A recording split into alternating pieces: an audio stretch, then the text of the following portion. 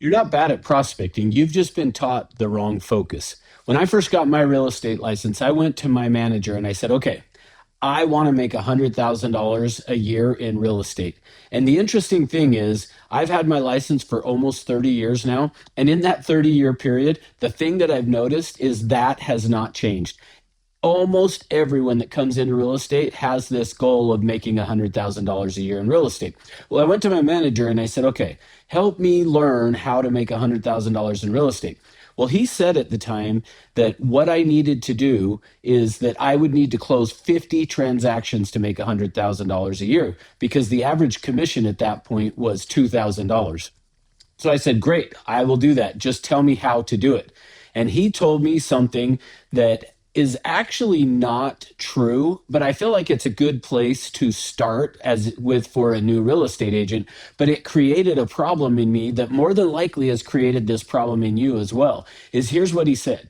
He said, in order to do that, what will happen is you've got to make 50 contacts every single day because he said the number of contacts you make in a day will be the equivalent to the number of transactions you will close in a year.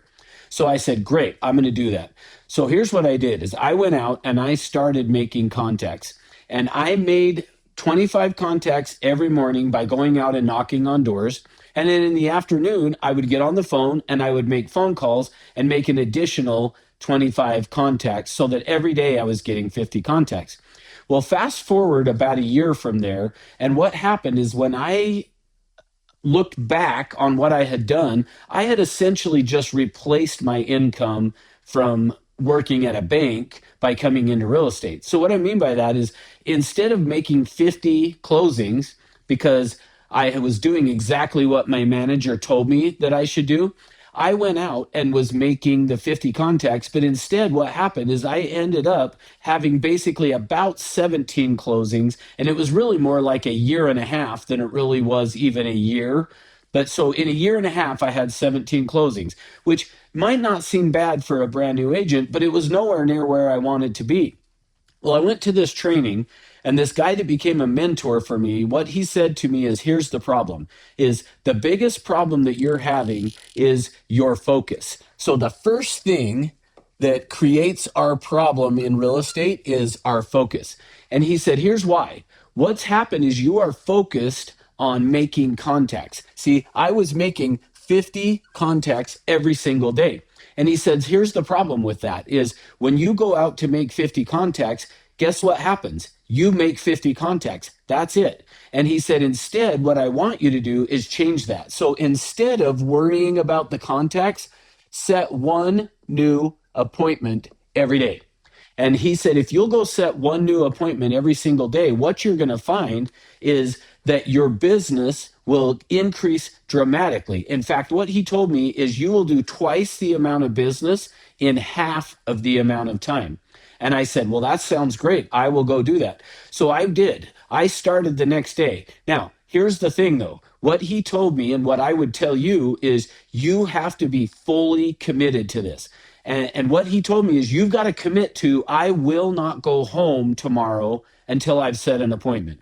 Because once you're fully committed and you focus on, I've got to set one new appointment every single day that I work, what's going to happen is it changes your approach. See, what was happening is I would go out and I would knock on somebody's door. And when I went out and knocked on their door, what happened is I would end up just talking to them about, hey, a home for sale or one that we just sold. And I would ask them, who you know that wants to move into the area? And they would tell me nobody. And I'd say, well, have you thought about buying or selling real estate? And they would say no. And I would say, okay, well, here's my card.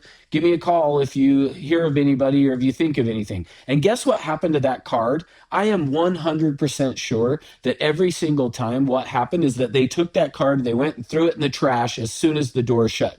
And the reason I say that is because I've done it. I guarantee you, you have done that too. You have taken somebody's card, you go throw it in the trash. So I was not getting the success that I wanted. Well, the moment that I changed that approach of thinking, okay, I have to set an appointment before I can go home, all of a sudden it changed the way that I was approaching my prospecting. And it will change the way you're approaching your prospecting as well.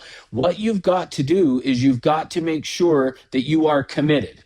When you are committed, then there's no other options. See, you make the decision that I will set an appointment or I will not go home. And when you are that committed to it and focused on setting an appointment, here's what changed. See, now when I went and knocked on somebody's door, instead of just saying, hey, we got this home for sale, or we sold a home, or I work in your area, whatever it is you're saying, that doesn't really matter. It's just the way to kind of break the ice. But instead of just saying that and then saying, well, who do you know that wants to buy or sell? Or have you thought about buying or selling? Instead of that, what I all of a sudden did is, yes, I still asked those questions, but what I really did was then I would continue to ask a few other questions. I asked them things like, well, so how long have you lived in the area? And where did you move from? How did you happen to pick this area? And more detail that I've got on other videos that I can share with you about how to create some connection and rapport. But at this video, all I want to focus on is just you having the focus on setting that one appointment. So what I did was that I would go out and I would talk to them and I would ask them, how long have you lived here? And I would ask them, well, what things about this neighborhood do you really love? And then they would usually tell me what they really loved about the area. Then I would say to them, well, if there was something you could change, either about your house or your neighborhood, what would that be? They would then tell me what they would change about their home or the neighborhood. And the thing that I like about that is it helps me as an agent to see, are they thinking about it? Because if there's things that they are unhappy with about the neighborhood, there's a good chance that down the road they're going to want to change their mind. And part of that could be even tied to me asking the question of, if there were some things you could change, what would it be? Gets them to then start thinking and wondering, well, yeah, if I didn't have this or I didn't have that. And the example that I like to use is when I really first started making money in real estate, and I made a lot of money in real estate as soon as I just said, I'm going to set one appointment every single day. Once I did that, a friend of mine asked me, so, hey, when are you going to move? And I said, I have no plans of moving. Like, I'm making good money. I'm not leaving. I will tell you right now, I moved a year later.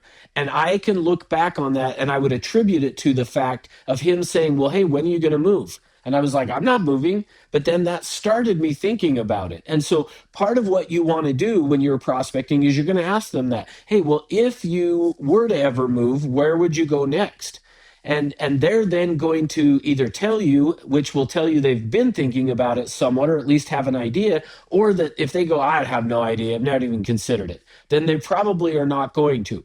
But here's the key is from there, I usually would say, well, hey, well, how are you using real estate to plan for your financial future?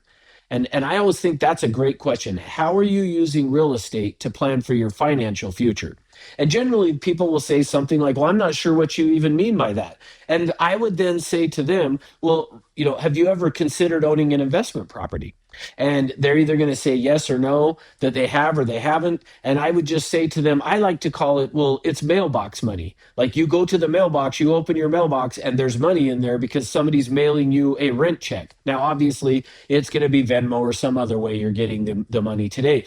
But for me, what that does is when you have in your mind, I have to set an appointment today, what it's going to create for you is it's going to create a scenario where you're going to approach talking to people differently because I know I need to set an appointment. Now, the last piece of this that I just want to focus on with you is you've got to be careful, though, that you don't come across as like overly needy.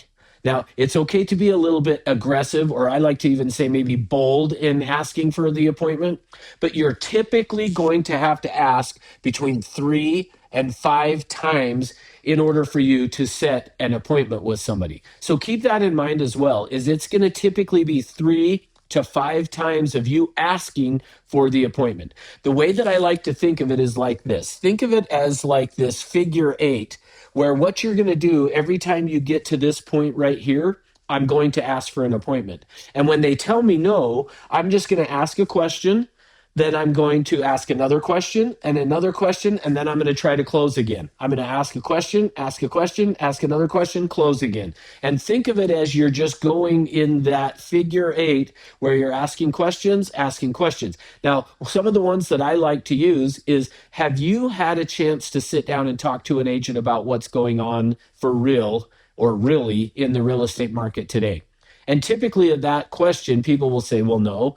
Well, one of the things that I like to do is sit down and educate people and help them understand what's happening in the market today. So when would be the best time for us to do that? Are afternoons or evenings going to be better for you?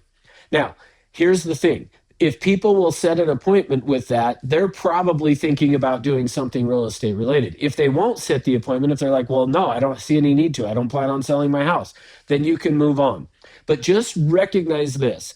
The most important thing that you need to do in order to set more appointments is you got to be focused on not just making contacts. And I'm not saying don't keep track of your contacts, but what I am saying is your focus has to be, I am doing this until I set an appointment. And it's amazing when you know I am going to do this until I set an appointment. It's amazing how all of a sudden you're able to set appointments where in the past you would have left without setting that appointment. Hopefully this helps you. And if you have any questions, I would love to coach you further on it and happy to help out in any way that I can. Just let me know.